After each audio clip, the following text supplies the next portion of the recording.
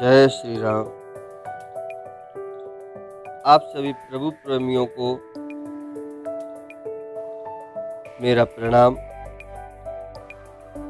एवं आशा करता हूं कि आप इससे पहले के सारे वीडियो देखते होंगे और अगर आपको सारे वीडियो प्राप्त नहीं होते हैं तो आप हमारे चैनल को सब्सक्राइब करके घंटी वाले बटन को दबाएं, जिससे सारे के सारे वीडियो आपको मिल सकें।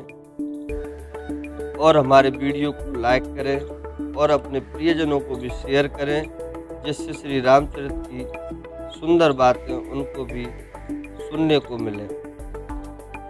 तो चलिए श्री रामचरित मानस कथा को आगे बढ़ाएं।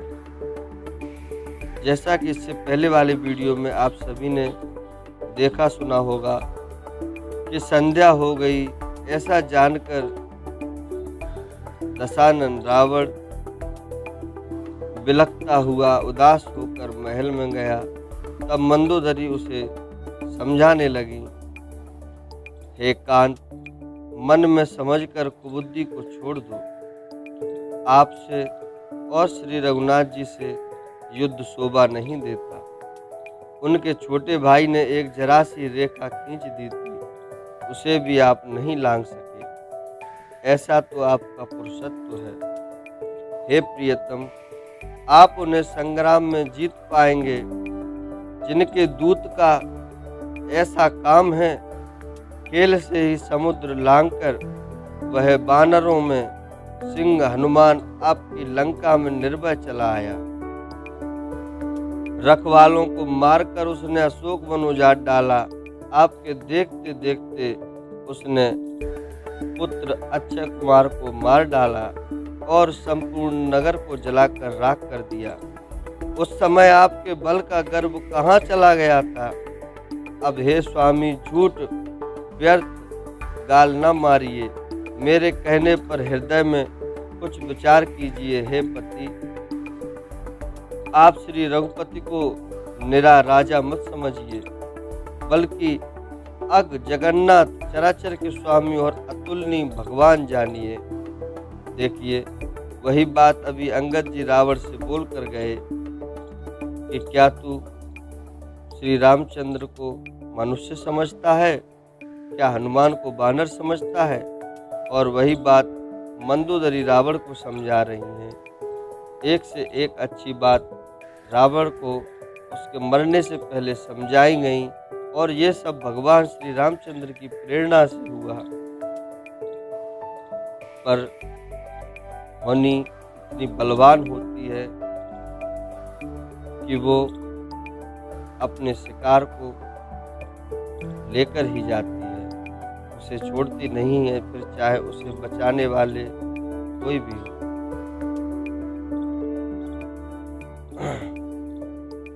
श्री राम जी के बाण का प्रताप तो मारीच भी जानता था, परंतु आपने उसका कहना भी नहीं माना। जनक की सभा में अनगिनत राजा थे, वहां विशाल और अतुलनीय बल वाले आप भी थे।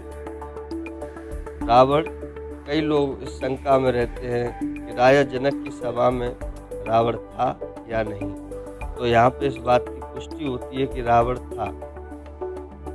तो वहां शिव जी का धनुष तोड़कर श्री राम जी ने जानकी को ब्याहा, तब आपने उनको संग्राम में क्यों नहीं जीता। इंद्रपुत्र जयंत उनके बल को कुछ कुछ जानता है। श्री राम जी ने पकड़कर केवल उसकी एक आंख ही फोड़ दी और फिर उसे जीवित छोड़ दिया।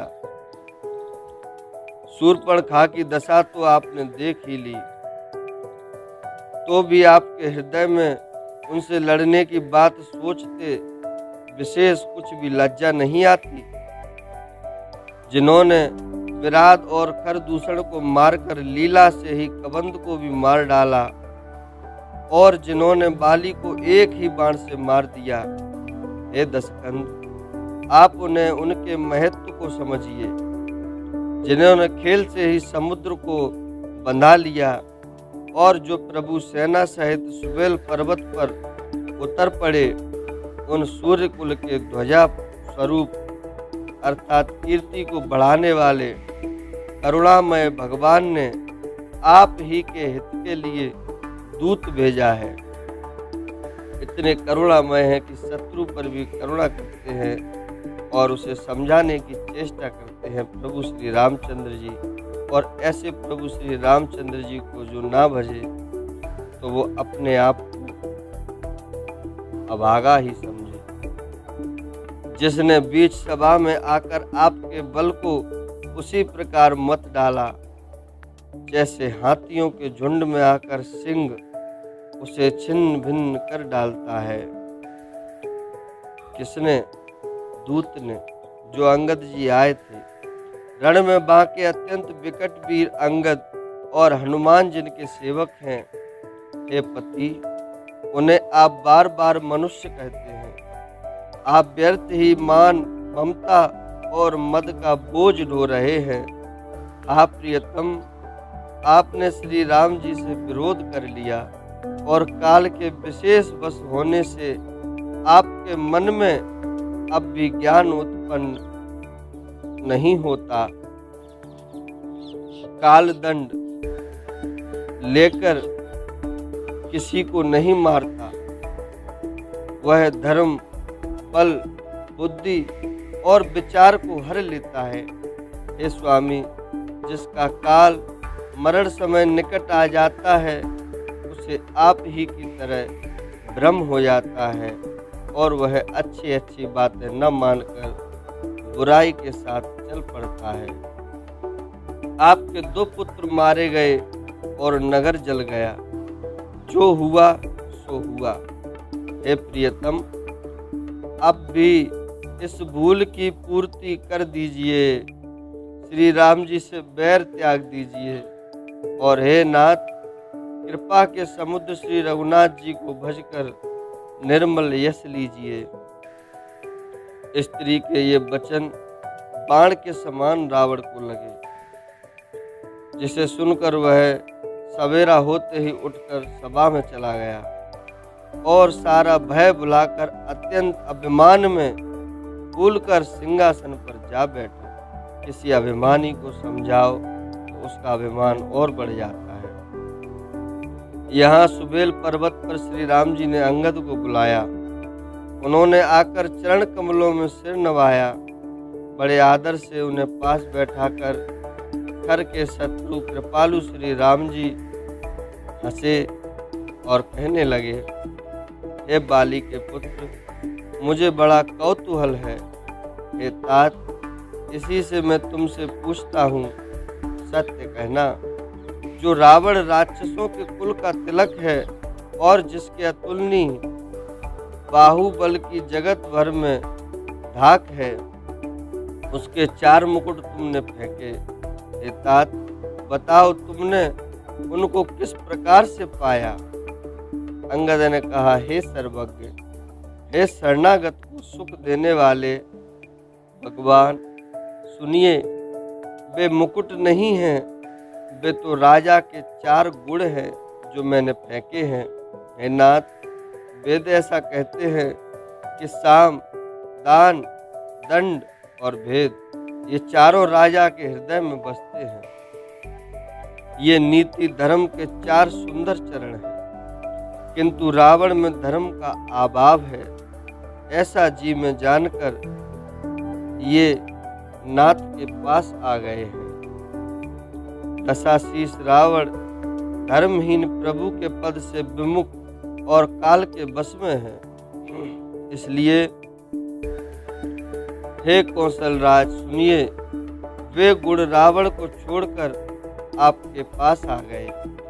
अंगद की परम चतुरता पूर्ण उक्ति कानों से सुनकर उदार श्री रामचंद्र जी हंसने लगे। फिर बाली पुत्र ने किले के सब समाचार कहे। जब शत्रु के समाचार प्राप्त हो गए तब श्री रामचंद्र जी ने सब मंत्रियों को पास बुला लिया और कहने लगे, लंका के 4 बड़े विकट दरवाजे हैं, उन पर किस तरह आक्रमण किया जाए इस पर विचार करो। तब वानर राज सुग्रीव, रक्षपति जाम्बान और विभीषण ने हृदय में सूर्य कुल के भूषण श्री रामचंद्र जी का स्मरण किया और विचार करके उन्होंने कर्तव्य निश्चित किया। वानरों की सेना के 4 दल बना लिए और उनके लिए यथा योग्य जैसे चाहिए वैसे सेनापति नियुक्त किए। फिर सब युद्धपतियों को बुला लिया और प्रभु का प्रताप कहकर सबको समझाया, जिसे सुनकर वानर सिंह के समान गर्जना करके दौड़े। तो वे हर्षित होकर श्री राम जी के चरणों में सिर नवाते हैं और पर्वतों के शिखर ले लेकर सब वीर दौड़ते हैं। कौशल राज श्री रघुवीर जी की जय हो पुकारते हुए भालू वानर गरज रहे हैं और ललकार रहे हैं राक्षसों को युद्ध करने के लिए। लंका को अत्यंत श्रेष्ठ किला जानते हुए भी वानर प्रभु श्री रामचंद्र जी के प्रताप से निडर होकर चले। चारों ओर से घिरी हुई बादलों की घटा की तरह लंका को चारों दिशाओं से घेर कर वे मुंह से ही डंके और भेरी बजाने लगे। महान बल की सीमा वे वानर भालू सिंह के समान ऊंचे स्वर से श्री राम जी की जय, लक्ष्मण जी की जय, वानर राज सुग्रीव जी की जय ऐसी गर्जना करने लगे। लंका में बड़ा भारी कोलाहल मच गया। अत्यंत अहंकारी रावण ने उसे सुनकर वानरों की डिटाई तो देखो यह कहते हुए हंसा और उसने राक्षसों की सेना बुला ली। बंदर काल की प्रेरणा से चले आए हैं, मेरे राक्षस सभी भूखे हैं, विधाता ने इन्हें घर बैठे भोजन दे दिया। ऐसा कहकर उस मूर्ख ने अट्टहास किया और बड़े जोर से ठाका मारकर हंसने लगा और बोला, हे वीरों, सब लोग चारों दिशाओं में जाओ और रीछ वानर सबको पकड़ पकड़ कर खाओ। अब शिव जी भगवान जी कहते हैं, हे उमा, रावण को ऐसा अभिमान था जैसे टिटहिरी पक्षी पैर ऊपर की ओर करके सोता है, मानो आकाश को थाम लेगा। आज्ञा मांगकर हाथों में उत्तम भिंदी पाल, तांगी, बरछी, तोमर, मुदगर, प्रचंड, फरसे से सूल, दुधारी तलवार, पारिग और पहाड़ों के टुकड़े लेकर राक्षस भी चल दिए। जैसे मूर्ख मांसाहारी पक्षी लाल पत्थरों का समूह देखकर उस पर टूट पड़ते हैं, पत्थरों पर लगने से चोंच टूटने का दुख उन्हें नहीं सूझता, वैसे ही ये बेसमझ राक्षस दौड़े। अनेकों प्रकार के अस्त्र शस्त्र और धनुष बाण ये करोड़ों बलवान और रणधीर राक्षस वीर परकोटे के कंगूरों पर चढ़ गए। वे परकोटे के कंगूरों पर कैसे शोभित हो रहे हैं, मानो सुमेरु के शिखरों पर बादल बैठे हों। जुझाऊ ढोल और डंके आदि बज रहे हैं, जिनकी ध्वनि सुनकर योद्धाओं के मन में लड़ने का चाव होता है।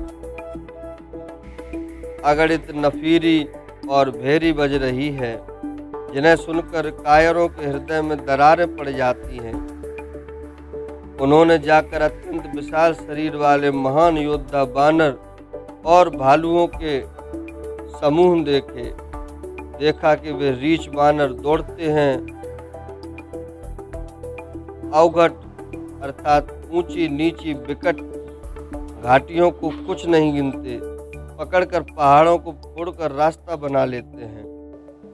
करोड़ों योद्धा कटकटाते और गरजते हैं, दांतों से होठ काटते और खूब डपटते हैं। उधर रावण की और इधर श्री राम जी की दुहाई बोली जा रही है। जय जय जय की ध्वनि होते ही लड़ाई छिड़ गई। राक्षस पहाड़ों के ढेर शिखरों को फेंकते हैं, वानर कूद कर उन्हें पकड़ लेते हैं और वापस उन्हीं की ओर फेंक देते हैं। प्रचंड वानर और भालू पर्वतों के टुकड़े ले लेकर किले पर डालते हैं। वे झपटते हैं और राक्षसों के पैर पकड़कर उन्हें पृथ्वी पर पटक कर भाग चलते हैं और फिर ललकारते हैं। बहुत ही चंचल और बड़े तेजस्वी बानर भालू बड़ी फुर्ती से उछलकर किले पर चढ़ चढ़कर गए और जहां तहां महल में घुसकर श्री राम जी का यशगान करने लगे। फिर एक एक राक्षस को पकड़कर वे बानर भागते चले। ऊपर आप और नीचे राक्षस योद्धा, इस प्रकार वे किले पर से धरती पर आ गिरते हैं। श्री राम जी के प्रताप से प्रबल बानरों के झुंड राक्षस योद्धाओं के समूह योद्धाओं को मसल रहे। बानर फिर जहां तहां किले पर चढ़ गए और प्रताप में सूर्य के समान श्री रघुवीर की जय बोलने लगे। राक्षसों के झुंड वैसे ही भाग चले जैसे जोर की हवा चलने पर बादलों के समूह तितर बितर हो जाते हैं। लंका नगरी में बड़ा भारी हाहाकार मच गया। बालक, स्त्रियों और रोगी असमर्थता के कारण रोने लगे। सब मिलकर रावण को गालियां देने लगे कि राज्य करते हुए इसने मृत्यु को बुला लिया। रावण ने जब अपनी सेना का विचलित होना कानों से सुन लिया, तब भागते हुए योद्धाओं को लौटाकर वह गुस्सा होकर क्रोधित होकर बोला, मैं जिसे रण से पीठ देकर भागा हुआ अपने कानों से सुनूंगा, उसे स्वयं भयानक दुधारी तलवार से मारूंगा। मेरा सब कुछ खाया, भांति भांति के भोग किए और अब रणभूमि में प्राण प्यारे हो गए। तो रावण के कठोर वचन सुनकर सब वीर डर गए। लज्जित होकर क्रोध करके युद्ध के लिए लौट चले। रण में शत्रु के सम्मुख युद्ध करते हुए मरने में ही वीर की शोभा है। यह सोचकर जब उन्होंने प्राणों का लोभ छोड़ दिया, बहुत से अस्त्र शस्त्र धारण किए, सब वीर ललकार कर भिड़ने लगे। उन्होंने पारिखों और त्रिशूलों से मार मार कर सब ऋष बानरों को व्याकुल कर दिया। शिव जी कहते हैं, बानर भयातुर होकर डर के मारे घबरा कर भागने लगे। यद्यपि हे मां, आगे चलकर वे ही जीतेंगे। कोई कहता है, अंगद हनुमान कहाँ हैं? बलवान नल, नील और द्विविद कहाँ हैं? हनुमान जी ने जब अपने दल को विकल भयभीत हुआ सुना, उस समय वे बलवान पश्चिम द्वार पर थे। उनसे मेघनाद युद्ध कर रहा था। वह द्वार टूटता न था, बड़ी भारी कठिनाई हो रही थी। तब पवन पुत्र हनुमान जी के मन में बड़ा भारी क्रोध हुआ। वे काल के समान योद्धा बड़े जोर से गरजे और कूदकर लंका के किले पर आ गए और पहाड़ लेकर मेघनाद की ओर दौड़े। रथ तोड़ डाला, सारथी को मार गिराया और मेघनाद की छाती में लात मारी। दूसरा सारथी मेघनाद को व्याकुल जानकर उसे रथ में डालकर तुरंत घर ले गया।